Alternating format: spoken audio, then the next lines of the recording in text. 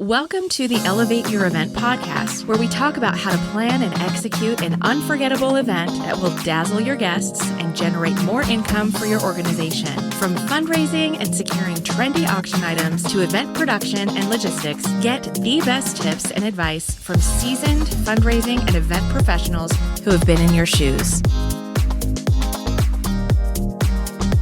Welcome back to the Elevate Your Event podcast, where we talk about all the various ways you can make your next fundraising event better. And funner. Funner. That is actually officially a word in the Webster's Dictionary You're making now. up stories. After I scolded my children for years, telling them that funner is not an actual word. It's not a word. My daughter pulls the dictionary off dictionary.com and shows me funner. And I said, okay, that is absolutely ridiculous. Is it not? So can we use it gooder then? Gooder? Then, Maybe. Well, does she still say funner? Funner.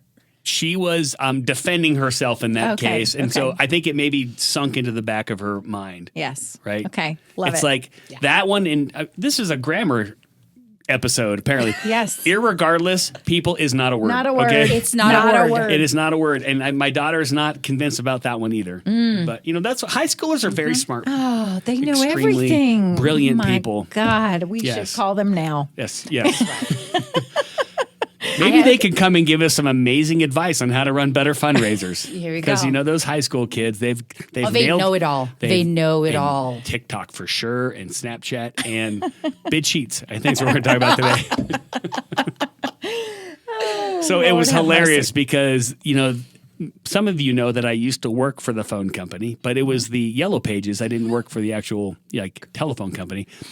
And they don't know what that is. And so they sent me a photo the other day. One of them is at college. And they sent me a photo of a US West Dex Yellow Pages hanging below a payphone. And of course, there's two issues with that. What the heck is a payphone? Right. And two, why are there Yellow Pages hanging? Like, what is this thing? I go, yes, that was my old job. That's So if we're going to amazing. talk about bid sheets, they're not even going to know what those are. Yeah, right? exactly. Okay. It's going to be the equivalent of the Yellow Pages. I know. We have not even introduced ourselves. Let's do Holy that mackerel. first. We've got such a fun crowd here today to talk about bleeding edge technology. So we've got Inga. Say hello. Hello, I'm Inga Weiss. Oh, there you go. Advice. In your Eastern European accent. Yes, it is all fake. I am originally from Nebraska. And that is a lie. Oh, and then we Lord have have mercy. crowd favorite for sure. For sure. Oh my gosh. I'm Diana Duplanche and I'm from South Boston. Yes, that's right. That New York That's a accent, lie. it just pours out. That Northeast Boston, New York accent is just pouring out of you right now. Oh, Lord have mercy. Okay. Y'all, it's great to be back. Yes. I'm sorry. And Jeff Porter, CEO of Handbid, and I don't typically have an accent, although some people think I do. Oh, The a little bit of Colorado. Coloradans have an accent. Okay. Well, they just don't pronounce certain words. They do not pronounce mountains T's. correctly. They don't pronounce T's Yeah. in their words. Mountains. didn't know that. Mountains. Yeah. Yeah, it's so anyway, the weirdest thing. It is Yeah. the weirdest thing. Interesting. But anyway, we're not here to talk about accents Lord, or the dictionary. We have an agenda, We y'all. do. And we're going to talk about the hidden cost of paper bid sheets in an auction, and why not start with a list on paper, On all of our things about paper bid sheets. And Yes. Diana is definitely the most consistent one of coming in here with her pink pen I have, and her list. lots of pink pens and my list that we've discussed. We've walked around the office. We've talked to everybody. What's your least favorite thing about paper bid sheets? What's Yeah. your least favorite thing? So we have a list, y'all, to go through. Yeah. And I bring paper to these meetings because I don't want to be interrupted by my phone, but I can also check it off. Yeah. So I could do this on Google Keep. I could try that next time, and that way I could just check off. That's a little techie. I could try that. I will. Yeah. I will commit to y'all to try that on the next podcast. I will create a Google Keep. It's going to be And like share it with 21st everyone. century. I know. And then once we're done talking about it, I will check it off. Okay. Very good. There you go. I'm changing. I'm making changes, Jeff. I love it. So I think most of our audience probably knows what a paper bid sheet is, but we should probably start by at least catching some folks up. So, obviously mobile bidding companies originated because there were issues or people felt there were issues with paper bid sheets. So you're probably not going to be surprised when we talk to you about what a lot of the reasons why we don't like them. But what they are is it's a sheet of paper. And when you have an auction at an event, you will put a sheet of paper in front of each of the items that you're auctioning off. You'll typically start it with a starting bid, and then people will walk up and they will write down, I would say usually their paddle number, like some sort of 3-digit or 4-digit number that represents who they are and gives them a little bit of anonymity. What do you think? Good? Love it? Yeah. Yes. Okay. So it doesn't have to always be that they know that it's Inga bidding, that it's bidder 201 or 202, and then they'll put in their bid. And so as the bids increase, they go down the sheet. And at the end of the day, when you close the auction, you run around and you pick up all the sheets. And you run to the back room and you frantically figure out how to enter them into some sort of thing that's going to generate. Yeah, and there's other ways to do it. I mean, it doesn't have to be done that way. I've been to other places where they run around with a highlighter. Right. And they highlight the winner and they leave the sheet there. And then your job is to remember what you bid on and go collect your sheets that have you as the winner and take them up to the front, and then they get their adding machine out and tally it up. I've seen that too. Or it could be carbon copies. Ooh, yes, I've seen those too. Yes, they just rip the top page off. And it's always so much fun when the copies don't always press through, so you can't really read what's on the other ones. That's right. One more. I should add that to my list. Yeah, you should. Yes. Okay, so I think that's a pretty good description. And so when is the last time you were at an auction with paper bid sheets? Oh, Lord have mercy. It's been a long time. I mean, I typically only go to events that we run. Yeah, no kidding. So I haven't been to one in a while. I have been to one. Well, I take that back. 2 years ago, we did an event and they had one item that they decided they were going to auction off on paper. And it was really bizarre that they decided to do this. And nobody knew that they were supposed to go up and bid on this thing. So it wasn't in Handbid. And so they got 3 bids on it.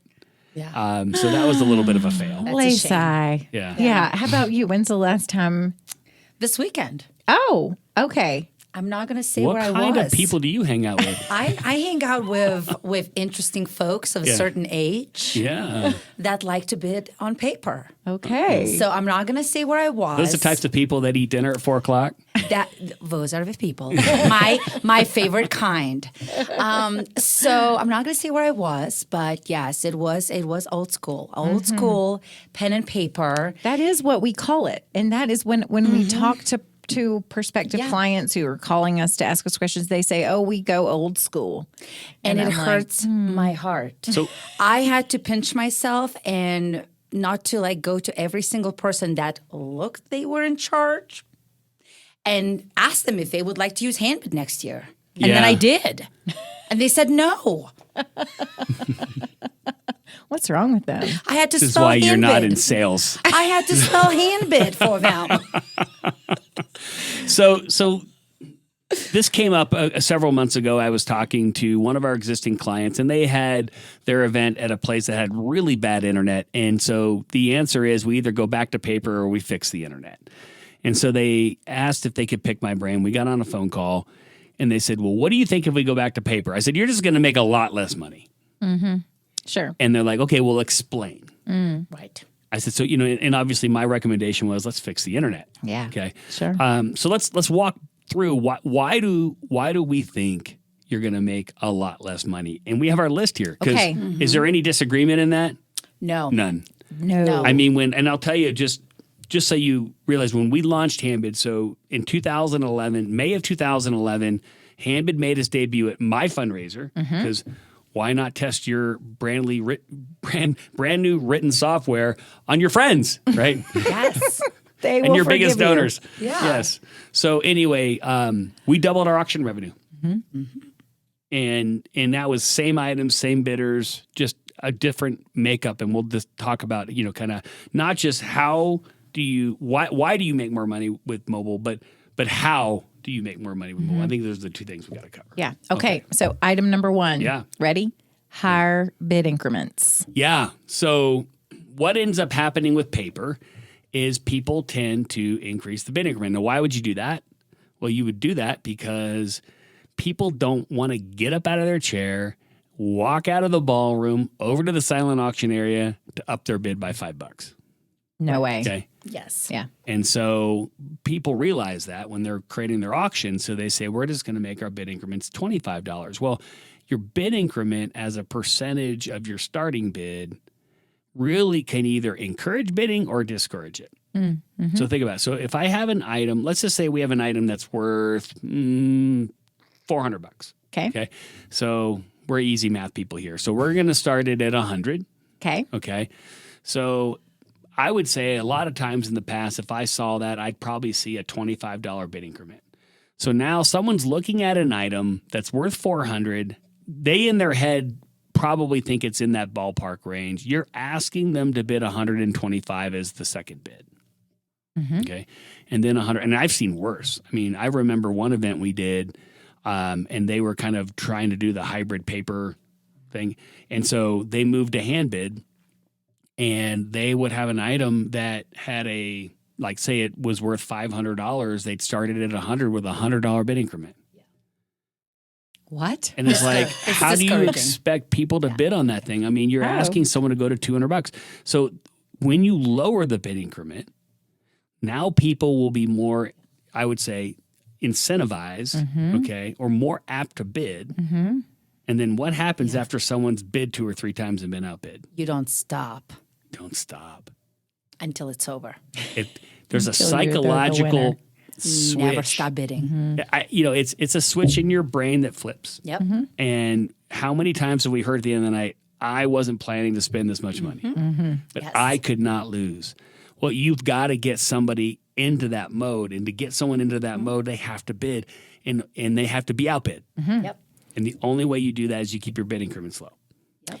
Right? Yeah. So it's almost like this double, there's a double reason. It's the inconvenience of having someone get up from their table and go over and place another bid. Plus, by using mobile, you're able to lower them, and you're increasing the engagement, the bidding activity that's coming through. We like to track that as a company, the bidding activity. I mean, bids it's per important. active bidder. Right. We track that. So back in the day, remember, like on paper, everybody tracked bids per item. We don't. Like we have that data, but we don't pay as much attention to that as bids per active bidder, because bids per active bidder represents engagement. Right. How much are your bidders bidding? We log into an auction and we look at the dashboard. We can immediately tell, not only how good your items are, but how well did you set your bid increments, because that number should be over 10. Mm-hmm. Mm-hmm. And we know.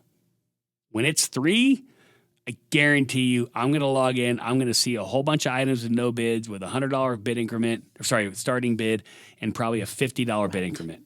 Right. And I'll say, if we change that bid increment to $10, you will get bids. Mm-hmm. It's very cool. Right. Okay. Anything else on that topic before we... High bid increments. No. Yeah, high bid increments. Okay, next one on the list. Here's a big one.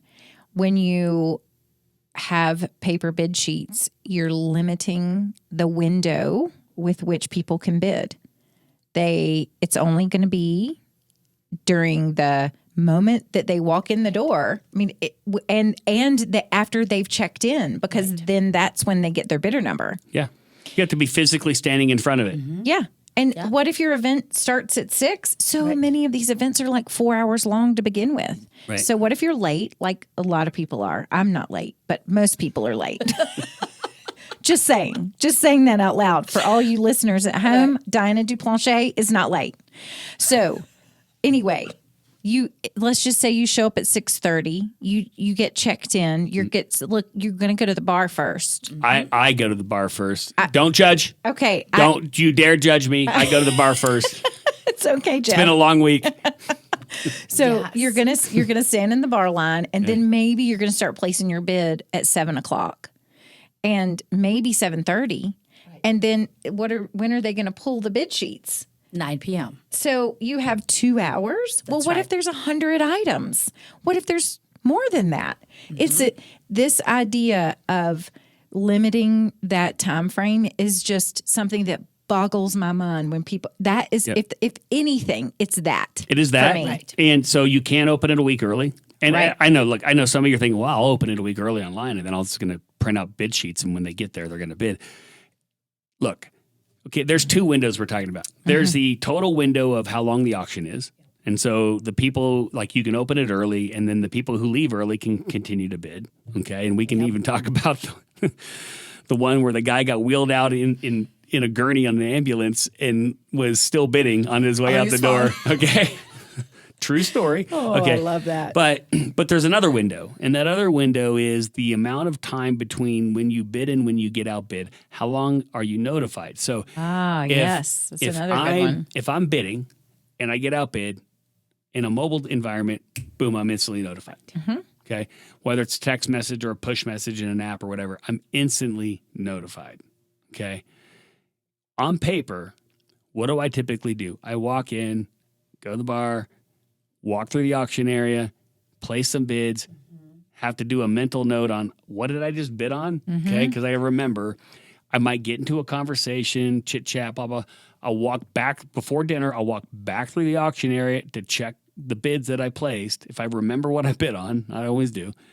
And how long? So, I got outbid on this. I'll place another bid. And I walk away. It could be 10 minutes, 15 minutes, 20 minutes before I notice that. And then I counterbid. And then the opposite happens. Whoever is bidding against me, they may be off doing something different, completely disconnected from the auction, and now they don't remember. And so when they go out, and once you get into that ballroom in some of these more classic galas, and that auction area is outside, it's even worse. Right. So those are the two big windows we got to talk about. That's true. You know, the total length of the auction and the amount of time between bids. That's a really good point. It's something that I need to start bringing up more in my conversations, I think. Yeah. Because it's valid. I mean, it's just, I'm also thinking about how many people I talk to that say, oh, we do an auction during the cocktail hour. Well, what the heck does that mean? Right. You do an auction for 1 hour? Right. That's what it says to me. Yeah. So I'm just like, why bother? Right. Or There's a lot of work that goes into auctions. Yeah. So it's a make 'em labor of worth it. love. Yep. Labor of love. Yep. Okay, so now the next huge barometer around this that totally changes the playing field is when you can invite bidders outside of your in-room experience to be able to Remote bid in your bidders. auction. Right. Remote bidders. This is another game changer. And this has been definitely more accepted post-COVID. Oh, big time. God, do you remember those days when people would call us up and be like, who's this Inga Weiss and why is she bidding in my auction? I'm like, I don't know. She's We winning don't know some her. diamond ring for $5,000. And she's like, I don't know her. What if she's not real? I'm like, well, you have a credit card on file. She's got a credit card on file. And so people just felt a little uncomfortable with that. Every once in a while, well, there were two things that used to happen back in the day. So one of them was, okay, fine, I'm willing to let grandma bid in the PTO auction because, I know she's going to support us. Sure. Right. But remember back then, people wanted everybody to come to their party. Yeah. And so I remember one of the very first events we ever did 12 plus years ago, we're on a phone call with this local school and they said, well, here's what we want. We want the highest bidder who's present to win the item. And I said, okay, hold on. Let me understand what you're saying here.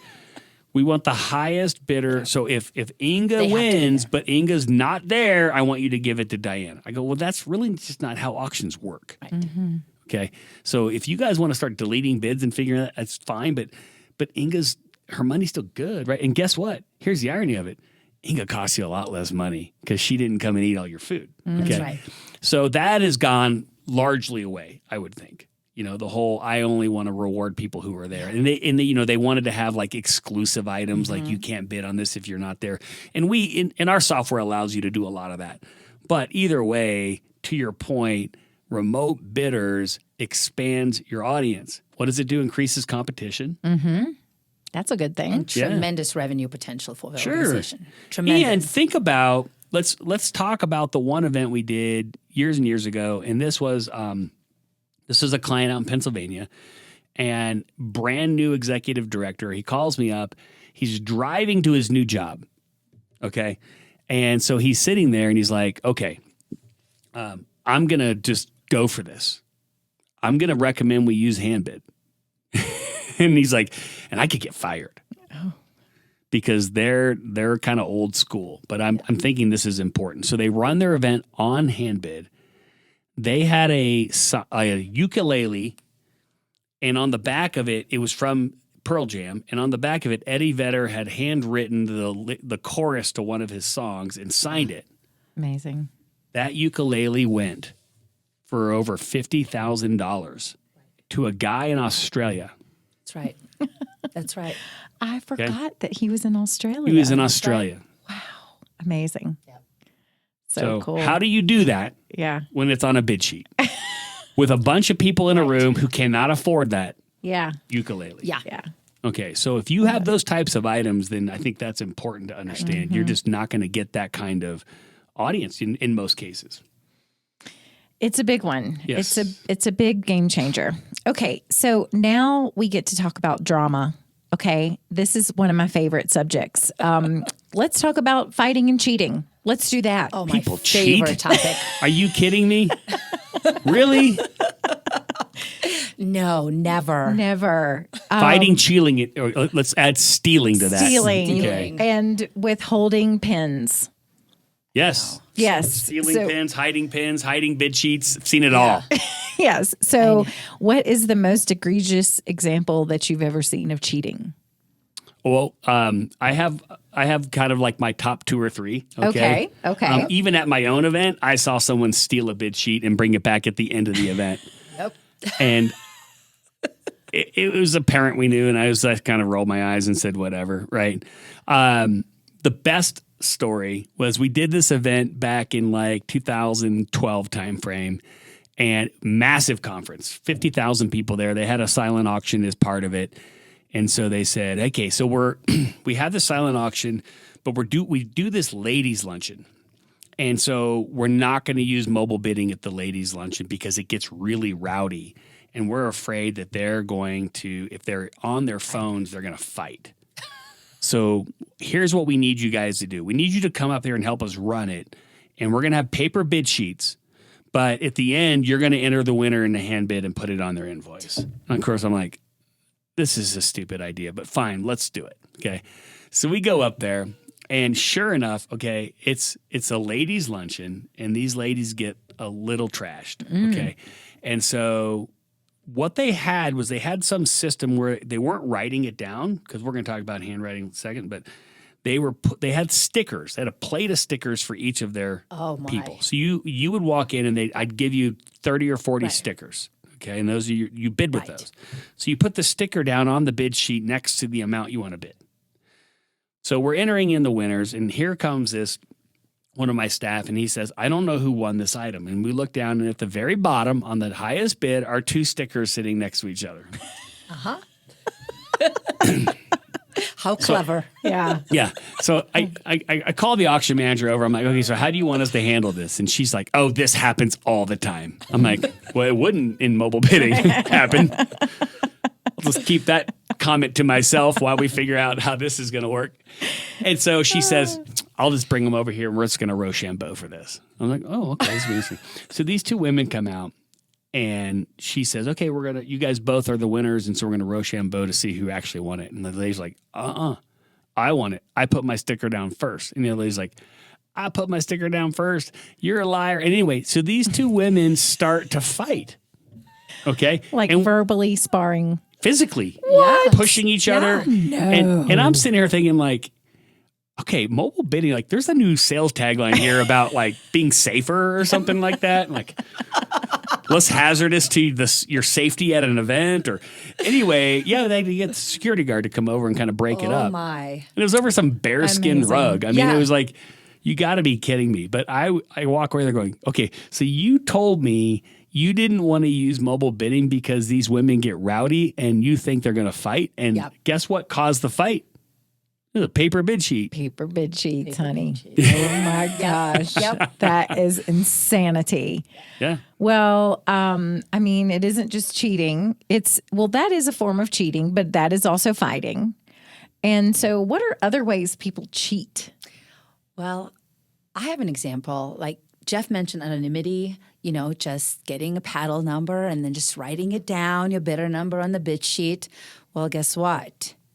I've seen a couple of times when gentlemen, love to play pranks on their buddies at the event. And they would just grab their buddy's paddle number and enter 100 bids on every sheet for their buddy who has no idea that they are bidding in the auction. Okay. And then they just keep entering their paddle number and bidding for them.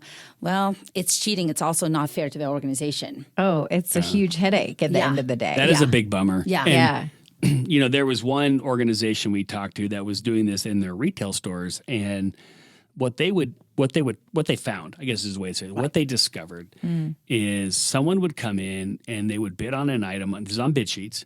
So they'd bid on an item, say they bid $50. Then they'd have their friend come in. Right. With fake information, register for the auction, and bid like $300 as the second bid. And so when people would come in and look, they say, "Oh, I don't want to spend more than $300 on this item. It's only worth like $200 or $150." So no one would bid. Right. Then when they would close the auction, they cannot get a hold of the $300 bidder because that was all fake information. So they would give it to the next highest bidder, which was the original one. That is officially cheating.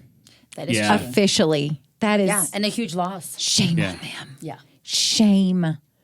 I can't. It's terrible. Okay, but it's not unheard of. No. And then there is the stealing of pens. Mm-hmm. I mean, I think we've seen this, or someone in our company has seen this. I personally have not. Stealing pens? Mm-hmm. Yeah. I mean, you can steal a pen from another one. So, it's kind of a hard one to actually get away with because there's 50 pens out there. So if I steal your pen, you're going to find another one. Go grab another one. But definitely stealing bid sheets. Right. Absolutely hiding them. Okay. Yes. And then outside of on the cheating side, I would say you've got the intimidation. Oh. Mm-hmm. Yes. Intimidation. Yeah. What happens then? Well, have you ever seen a bid intimidator? They're scary. Yeah. And they come in all sizes and shapes. Right. And ages. Well, and also they're not anonymous. I mean, if you've got like the director of the school going to place a bid on an item in front of you, everybody knows who's bidding. Yeah. Are you going to really, even if she writes her number down as $199, are you really going to go in and bid against your favorite teacher or the director of the school or whatever it is, or the chairman of the board? Right. So what were you just saying? It was bid intimidation. Oh, intimidation. Okay. Yeah, so you'll see people that will guard bid sheets. You'll see people that will kind of just stand in front of them so that you can't access them. Mm-hmm. We heard the funniest story. I mean, these aren't really, they're kind of funny and sad at the same time because they really do impact charities' revenue. But so there was this old lady and she's at this baseball game and they had an auction there and there was a signed bat and she stood right next to the bid sheet and people would walk up and they'd look at the bat and she'd say, "I'm bidding on this bat for my grandson. It's for his birthday. You don't want to take my grandson's birthday present away, do you?" I love the idea of this grandma being an intimidator. Yeah, she's a bid intimidator. Yes. Yeah. But it's crazy. Also, it works because you feel bad. How are you going to be like, okay. I guess I'm just going to walk away. Fine, lady. Fine. Right. You win. Take it. I've also seen a couple events that there's announcement, the auction is over, and then there's a person that's just walking around and writing their bids after the auction is over. Yeah, and they're getting there faster than the staff can come by and take up the highlighters. sheets. That's another example of cheating. Thank you, Anga. Yep. Cheaters. Okay, what about just normal things like what about bad handwriting? Oh, yeah. I mean, talk about a nightmare. Mm-hmm. Is that a 127 or a 129? I can't tell. Like, there's a lot of that. So much of that. Yes. And then what do? You're literally in that You're place guessing where You're guessing, or in some cases you get it wrong. Yeah. Or my favorite was same event where the ladies got in the fight. They had a different auction on the side where they just had 2 or 3 items on paper, and you've got paddle 112 and then paddle 201 and paddle 3, and then it just said Fred. $600. Flintstone. We're like, who the heck is Fred? Love that. So we're looking in the bidder list, can't find Fred. We don't know who Fred is. Made his number up. Yep. Yeah. It's just like, I'll put my name down there. Yeah. Oh my God. Good luck finding Fred. Normal. Yeah. So normal. Okay. And then I would say one of the things that I hear a lot when people call in, they're like, oh, we need to talk to y'all. We're having trouble with paper bid sheets. Oh, well, what's your problem? Well, people are just changing the bid increment. Like they just arbitrarily decide what the bid increment is when it clearly states it at the top of the sheet. If the bid increment is $50, they just decide that it's But they don't like that. $1. I've seen that. Yeah. Items at 100 and some guy bids $101. Yes. So annoying. Did you give it to him? Heck no. Just out of principle. But still, people want to know, and I know that they're scorned by this because they want to know, can the bidders change the bid increments in Handbid or any other mobile bidding solution, right? In most cases, the answer is no, the bidders cannot change that. So you can really lock that down. So that's a big deal. Okay, then the other piece of it is like, what happens when this auction's closed? Okay, so imagine you all have that moment in your mind. We're going to just say the MC's making the announcement. The auction's going to be closed. Workers are coming around and picking up. So now what happens, Inga? Now they still have to collect the payments. Everybody's running like a bunch of chickens with their heads cut off. Yes, that's right. So now they're entering in the bids to some software, some solution that they can figure out how to get an invoice from. And everything is slow, right? Because it's manual. Yes. So you've just The amount of time. You've just made a lot less money in your auction, and now you're going to, I would say, ruin the guest experience, and their last memory of your event will be waiting around for 40 minutes for you to get all this figured out. And I mean, even the best of systems, they still take some time to get this thing going, and so you're having to tabulate these bid sheets and figure out that. And here's the thing that's funny about, and you talk about the guest experience. So I'll call it back in the day. Right? Yeah. So back in the day when we used bid sheets, people would just, when you close your auction, they just line up. Oh, yeah? Right. And Okay. so you know why they line up? Because they want to be the first one to be able to They pay. have no idea what they won. Oh, Yes. I see. Right? They want to find Or out. whether even if they're a winner. Right. Yeah. They don't know. Right. And so they're trying to figure out, am I a winner or not? Because, gosh, if I'm a winner, I want to get in this line and get my stuff. Yeah. Okay. But if I'm not a winner, this is going to suck. Right. So I don't want to wait in line an hour to find out I'm not a winner. So they line up immediately. Right. So what happens today? Oh. Just crickets at checkout. Yeah. I mean, that's the thing. It's so funny. I remember one event, and I think they had been using mobile bidding for a while, but I don't think the auction manager had fully mentally transitioned to what that meant. So she's like, okay, we got to get ready for checkout. Like when the mass exodus happens, I'm like, okay, you have a mass exodus at your event? Like you have a country music concert going on inside. So anyway, auction closes, nothing. Yeah. They're out dancing. Yeah. They look at their phone. They know what they won. They're good. I got a card on file. I'll pick it up on my way out. So we're just sitting there waiting for people to check out. Mm-hmm. Like we're all ready to go. People are mingling. They're standing around. They're spending time with the people they went with. They're enjoying themselves. Yes. They're They're not not standing in line. worried about waiting for an hour standing in a line. Right. So they can pay their invoice on their phone too. Last experience they have at your event will be a good one.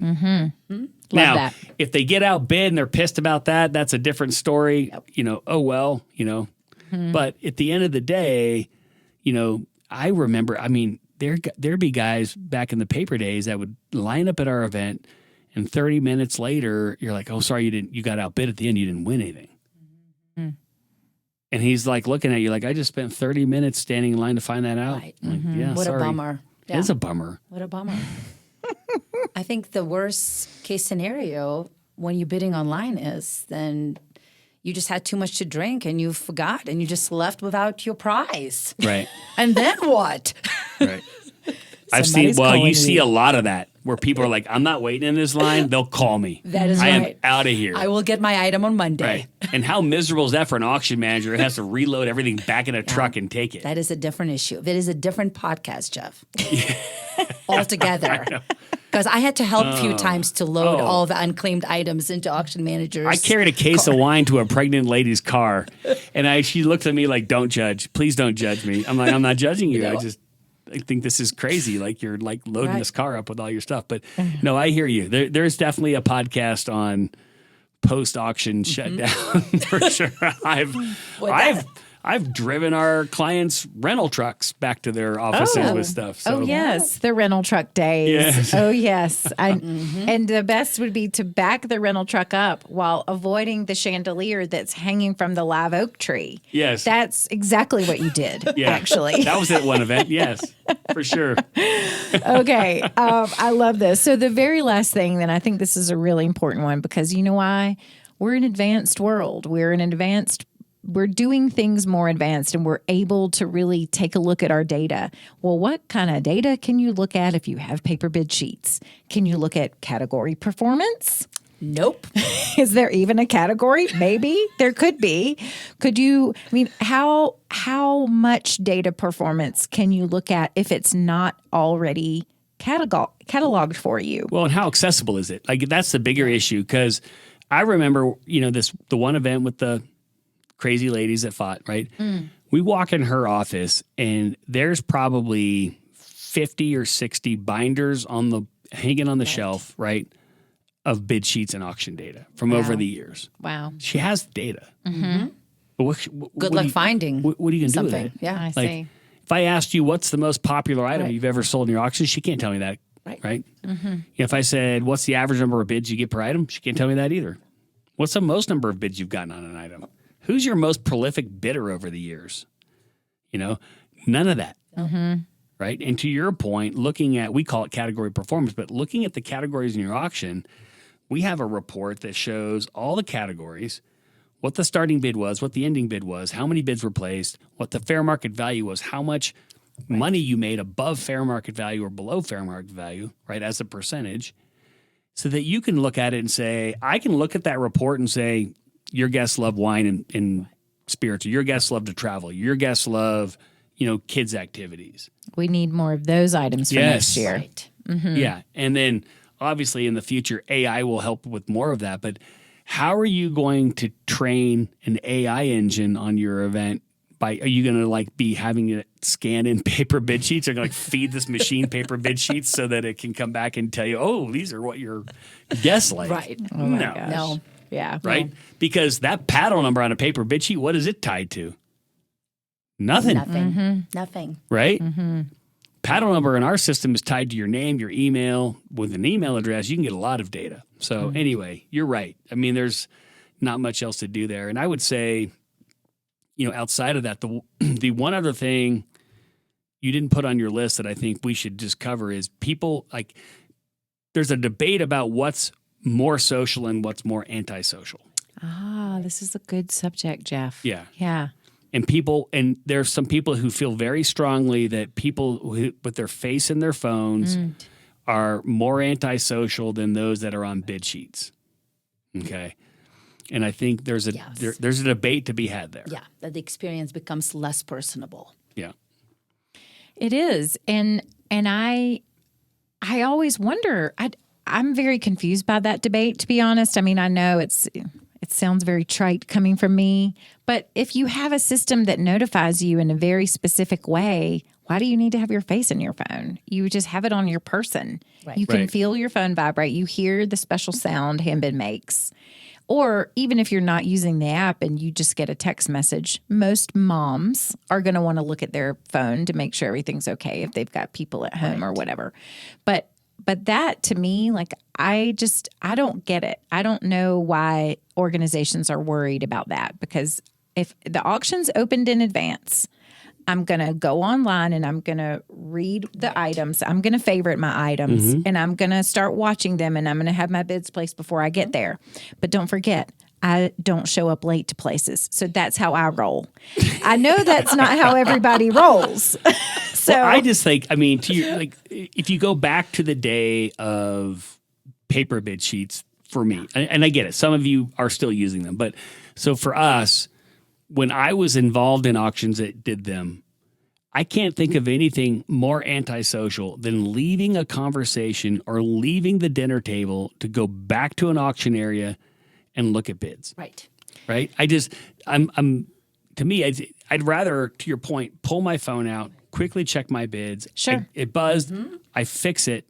I put it away. Yeah. I get back to my conversation like that. Yeah. Okay. 100%. And to think that in today's day and age, people aren't already on their phones is ridiculous. And if you think about your traditional auctioneers, you all remember that you're an auctioneer, right? I am. You walk in there and they're like, "You got to close the silent auction before I start the live auction." Remember that? Oh yeah. Oh yeah. Why? We don't want people on their Because phones. we want people to be paying No. attention to the This live wasn't program. mobile bidding. This was paper Yeah. bids. Oh, Yeah. I see. Sorry. They didn't want them leaving the Oh, ballroom right. to go bid. to go, Right. to go check their Because bids. the silent auction would be in a different area Yes. than the live event. Right. So they would want that closed. Okay. Yeah. Now we walk Yep. in and we're like, why would you close silent auction? I mean, leave that open because it keeps more people in the ballroom if you use mobile phones. Right. And so, and there's advantage. You make more money. Right. Yep. And, and I said, not only does it keep them in the room, it keeps them there. So anyway, that one, it's, I went and taught a class or was a guest speaker at the Worldwide College of Auctioneering. And that topic came up. And there were a number of auctioneers that said, we don't recommend that anymore. We recommended that because everything was on paper and people were leaving, standing up and getting up while I'm trying to auction off items and walking out of the room. And I said, I get that. Like, I wouldn't want that either. But you don't have to have that anymore. So when you're thinking about, I know we're talking about the hidden costs or the cost of paper bidding, but I think it is important to kind of address some of the objections to mobile bidding that force people back into paper. The last one I would mention is that you've got a demographic that just does not want to use their phone. And I think that there's definitely a correlation with age. But not a strong correlation because, as we've said before on this podcast, my dad is 81, and it's funny, he has got more apps on his phone than I do, right? So there's a comfort with technology. Okay, we'll just call it that. But there are ways for those people to participate at an event that don't require they use their mobile phone. They can use an iPad or something. Sure. But it's not an excuse to go to paper. I don't think it is. No, absolutely not. I mean, the way I like to think about our iPad is kind of one step above paper, because if a person doesn't want to use their phone, if they don't want to use it at all, put it in your handbag, set it on the table. You don't have to touch it. You can place a bid on the iPad with a volunteer or staff member and then come back to the staff member. Right. And say, hey, am I still winning? Right. I mean, Handbid's going to tell you on your phone, but again, if you don't want to look at it, don't look at it. It's a choice. Yes. It's a choice for how you want to interact with the people at that event. Yes. And if there were, and this is just me, y'all, but if there were paper bid sheets and there was an item that I wanted, I would be obsessed. I wouldn't be able to have a conversation with anyone. I would be like, oh, You would be the lady standing in front of that sheet, I would be intimidating like, can you everyone. walk over here with me so I can watch that paper bid sheet? I would be crazed. Yeah. It would be ridiculous. So I think that, getting people away from these paper bid sheets and into their devices where they, just to Jeff's point, you grab it, you look, oh, I'm still winning. Great. Right. Tell me more about that, Enga. Right. That's what I like. I think that the paper, this is 2023. Right. We need to rethink how we're doing the things that we used to do after all these years of fundraising. That's how it is. Yes. And Please. I feel like you're going to raise more money doing mobile bidding than paper bid sheets, just because like the amount of time you're asking your donors and your bidders to spend on paper bid sheets, like you asking me to walk around the room and check my bids all the time. So and leave your speech. Or leave, and not see your right. tear-jerking video. All of the above, right? True. And possibly miss the paddle raise. Right. I mean, yes. And most of the people not going to want to do that. Most people not going to want to leave their event and their conversation every 10 minutes, place another bid. Thus, the revenue loss for the organization. Yeah. And look, I mean, it's we've kind of beat that horse to death. I would say it's going to cost you more money. Yeah. If you have comments about it, like leave them with us. Yeah. Right? Disagree with us. Tell us why you believe what you believe. No, Let's there's talk people about out there that definitely disagree with that. And I would say that, if you're recommending or you're a charity that's definitely still doing paper bid sheets, I would take a strong look at it and say, maybe we should try this. Yes. And if you've had a bad experience with mobile bidding in the past, things have come a long way. I mean, we've been in this industry for 12 years. And at this point in time, I haven't run into a single guest in the most recent times I've ever been to an event recently that has ever pushed back on giving you their phone number, giving you their email address, giving you their credit card. I mean, people are trained. Yeah. They're ready for this. They really are trained. It's a different, we have taken a conversation in the early, like in the 2011, 2012, 2013 timeframe. It's a totally different conversation now than it used to be, because the donors who come to your event, they go to other events, y'all. I mean, in case I need to be the one to tell you, I'm just Will. Okay, I'm just breaking it down for you. Mr. Jones, he's going to like 5 different galas this year. Okay, right. And so are you going to be the only one with paper bid sheets? I don't know, but I mean, Mr. Jones knows how to do things. So give him credit. Yes. Give him credit. I agree. Well, y'all, this has been kind of fun. I've enjoyed this. We should do this again. Yeah. Let's come back to our next episode with more words that aren't really words. Start out with that again. Yes. I love it. Like, irregardless. Like that's right. A whole nother. Right. Irregardless of what you think, mobile bidding is way funner than paper bid sheets. It is. And with that, we will close out this podcast episode. Thank you guys again for listening to us on the Elevate Your Event podcast, and we wish you all the best of luck in your next fundraiser. If you like this podcast, please share it with a friend. Leave us a 5-star review. If you're not going to leave a 5-star review, you don't need to leave us a review. Or you can tell us how amazing we are. But check us out on Apple and Spotify and all the other places where you might listen to your podcast. All right. Thanks, guys. Until next time, we'll see you. Bye. Bye.